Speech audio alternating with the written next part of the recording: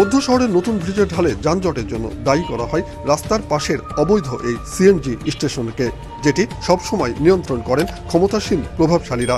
ক্ষমতার পালাবদলে স্টেশনটির হাত বদল হলেও বদলায়নি সেই আগের চিত্র। সিএনজি স্টেশন, এই স্টেশনটা তোলার ক্ষমতা কিন্তু কারণ নাই এবং এই সিএনজি স্টেশনের কারণে পাবনা শহরের যানজট লেগেই থাকে। সিএনজি স্ট্যান্ড আগের সময় যে জায়গায় ছিল এখনই একই জায়গায় আছে, শুধু পট পরিবর্তনে মানুষের হাত বদল হয়েছে। রাস্তা প্রশস্ত হয়নি, আমার মনে যে নগর পরিকল্পনার এখানে সংকট আছে।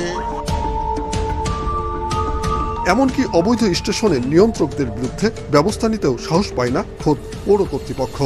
এই সিএনজি কারা নিয়ন্ত্রণ করে, এখন তাদেরকে নিয়ন্ত্রণ করাটা আমাদের পক্ষে কতটুকু সম্ভব? একটা পৌরসভার পক্ষে এটা একমাত্র সম্ভব আইন প্রশাসন, যেটা আইন শৃঙ্খলা বাহিনী আমরা বলি, তারা ছাড়া আসলে সম্ভব।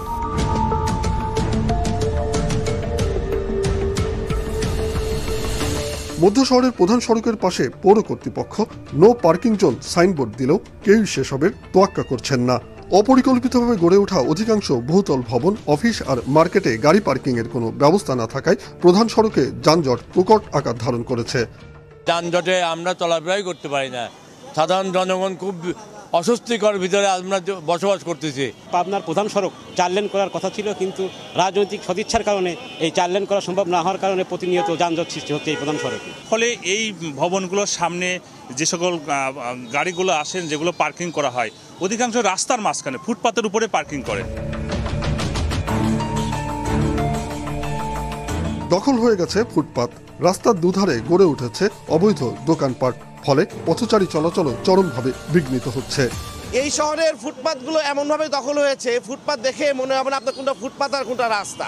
মানুষ ফুটপাত ছেড়ে রাস্তা দিয়ে চলছে, মানুষ হাঁটতে পারে না ফুটপাত দিয়ে, ফুটপাতে দোকান দিয়ে বসায় রাখছে এবং ফুটপাতের দোকান থেকে কেউ নাকি টাকা পয়সা নেয়। আমরা রাস্তায় চলতে পারি না, কঠিন অবস্থার মধ্যে আমরা আছি।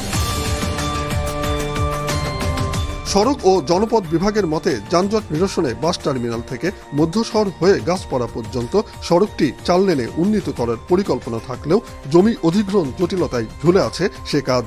এই রাস্তাটাকে 4 লেন করার বিষয়ে দেখা যাচ্ছে যে এটার জমি অধিগ্রহণের যে খরচ, এটা একটু হিউজ আসবে, যেহেতু শহরের মধ্যে জমি এবং জমির দাম অনেক বেশি।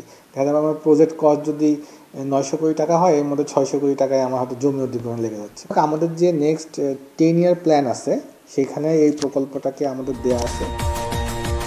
যানজট নিরসনে শহরের প্রধান সড়কটি 4 লেনে উন্নীত করার দাবি স্থানীয়দের। উৎপল মির্জা, মাছরাঙা সংবাদ, পাবনা।